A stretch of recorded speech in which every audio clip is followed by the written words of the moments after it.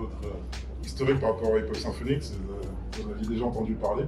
Et si oui, quelle prestation vous a marqué durant ces premières éditions? Ouais, bien sûr, on suit depuis plusieurs années. C'est un classique du rap et du hip-hop en général en France depuis un petit moment maintenant. Et moi, personnellement, celle qui m'a le plus marqué, il y en a plusieurs, mais je dirais Soul King, Liberté, qui m'a particulièrement touché. Et SCH aussi, c'était très très lourd. Les deux que je retiens, que je pourrais te dire là maintenant, tu vois. Moi, je connaissais pas du tout. Et, il faut savoir que je suis un inculte dans le. Je lui apprends le rap, il connaît pas du Il tout. m'apprend un peu les trucs. Lui, c'est que le beatbox, c'est tout. Moi, j'étais tombé sur des vidéos, mais de loin un peu. J'avais vu ça et c'est vrai que je m'étais pas forcément intéressé. J'avais pas vu les vidéos en entière. J'avais juste vu de loin un peu ce qui se passait. Ouais. Et maintenant que vous y êtes, justement, est-ce que c'était un challenge aussi de s'accorder cette fois avec un orchestre? Bien sûr. Parce que vous faites votre propre musique. Ouais, mais en fait ça fait un truc, ça fait longtemps qu'on se le dit que ça serait bien de faire avec un orchestre, mélanger un peu beatbox et des musiciens. Ce qui était un peu irréalisable pour nous de réunir un orchestre et tout ça. Et au final ça se fait là dans l'hip-hop symphonique, donc c'est un peu le Graal pour nous d'être là quoi. Et de mélanger tout ça. Et en plus on a vu pendant les répètes qu'il y a une harmonie parfaite, donc on est vraiment content. Ouais. Comment vous avez été appelé sur ce projet? Il me semble que c'est Yasmine de Move qui nous a présenté. Parce qu'on a, On a travaillé avec elle il y a longtemps. sur plusieurs événements. Elle nous suit depuis le tout début du groupe. Ça fait 7 ans qu'on a créé Beriwa, mais une des premières interviews qu'on a fait, c'était avec le Move, c'était elle. Et du coup, je pense qu'elle nous a présenté. Et puis Issam, il nous a vu aussi. Mais ce qu'il nous a dit, on a fait la première partie de Big Flo Oli à la Défense Arena. Issam était là. Et du coup, il nous a un petit peu gardé dans un coin de sa tête. Il nous a dit pour faire un truc avec nous un jour. Et du coup, ça s'est fait comme ça. Et il faut savoir que c'est le moment cool, enfin le moment opportun pour nous parce que à la base, nous, on était sur notre album qui s'appelle No Instrument. Donc le but c'était vraiment de pas avoir d'instruments autour de nous et faire tout avec la voix. Maintenant qu'on l'a sorti, on est un peu plus ouvert à ce genre de collaboration et donc c'est au bon moment. Ouais, c'est marrant de faire le contre-pied, justement. Tu dis no instrument et puis là, bah, ouais. 60 instruments, c'est clair. On peut l'appeler comme ça le prochain album. 60 instruments, c'est clair. On pourra dire qu'on y était à l'initiation. Ouais, c'est ça, exactement. Ah si, on a commencé avec Ibrahim Malouf, on avait fait quand même une sorte de collab avec lui. Ouais, c'est rapide. Voilà. C'était du freestyle. Un peu. On a fait une sorte de bluff avec Ibrahim Malouf, c'était la première fois qu'on faisait ce truc avec lui. Nous, hein. Ouais, c'était. Mais quand on a fait ça, on s'était dit, bah, ça y est, on a fait le max. Mais non, en fait, aujourd'hui, avec un orchestre entier, donc c'est parfait.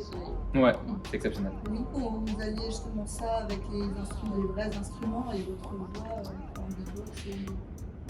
C'est un vrai travail d'arrangement. C'est plus compliqué que ça en a l'air d'harmoniser le tout. Bien. Ouais, parce qu'il faut trouver un bon équilibre. Nous, on n'est que 4, même si on peut faire plusieurs choses à la fois. Mais eux, ils sont une cinquantaine, donc du coup, c'est. Que vous ne soyez pas. Voilà, il faut pas qu'un prenne le dessus sur l'autre. C'est très compliqué, ouais.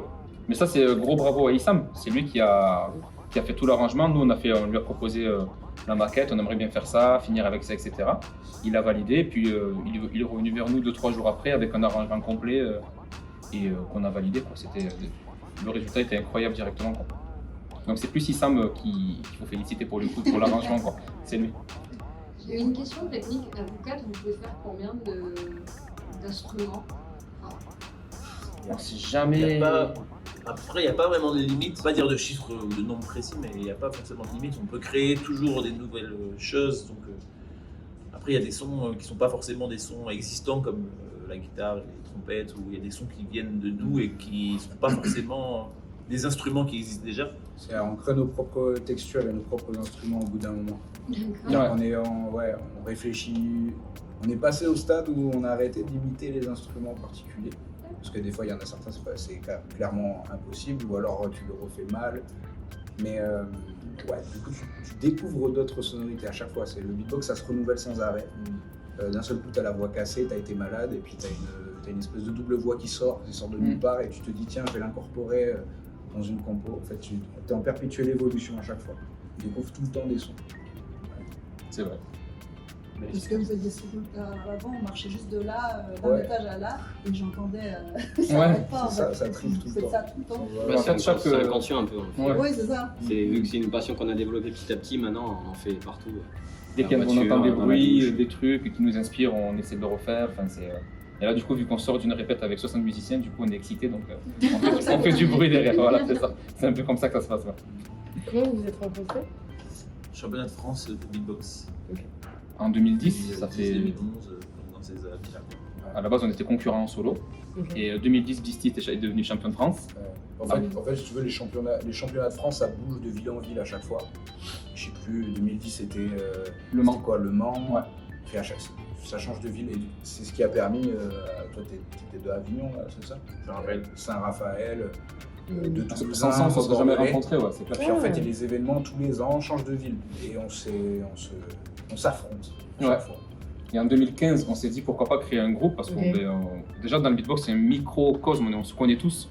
Et en fait, tous les quatre, on a vu que ça marchait bien parce qu'on avait envie de faire autre chose que seulement de la technique. Comme le beatbox, c'est un peu catalogué comme des rythmes rapides et tout, mais qui sont un peu indigestes au bout d'un moment pour les gens qui font pas du beatbox. Et nous, on a voulu apporter une patte un peu plus musicale et un truc un peu plus harmonieux. Et du coup, 2015, on s'est dit qu'on fait ce groupe, on est devenu champion de France, et après champion du monde. Et du coup, depuis, ça continue.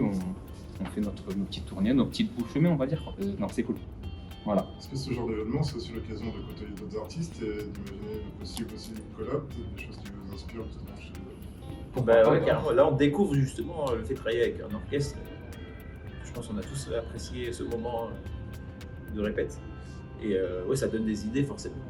Puis même les autres artistes qui sont présents, c'est quand même un line-up de malades.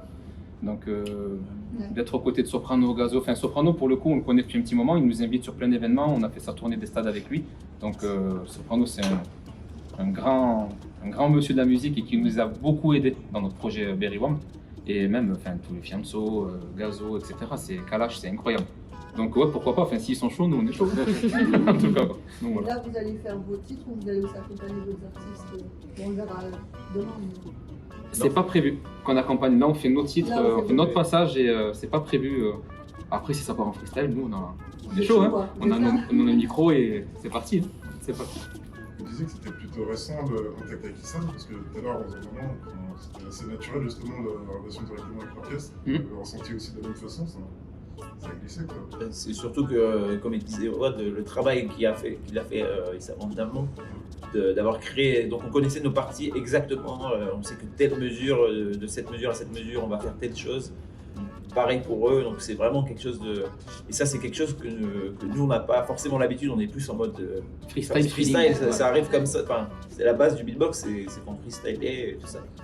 Et là c'est beaucoup plus carré, donc on est arrivé ici, on avait toutes nos parties déjà écrites, et donc ça va tout seul en fait. C'est juste à prendre par cœur en fait. Vous avez réussi à vous adapter directement si Ouais. Moi, on est content de voir que le résultat il était direct harmonieux. C'était moi ma plus grosse crainte, c'était qu'il y ait un peu un déphasage entre eux et nous. Et en fait non, ça se marie vraiment bien. Donc je suis vraiment rassuré pour demain. Là. C'est cool. Ouais. Ben, merci à vous, ça fait plaisir. Merci beaucoup.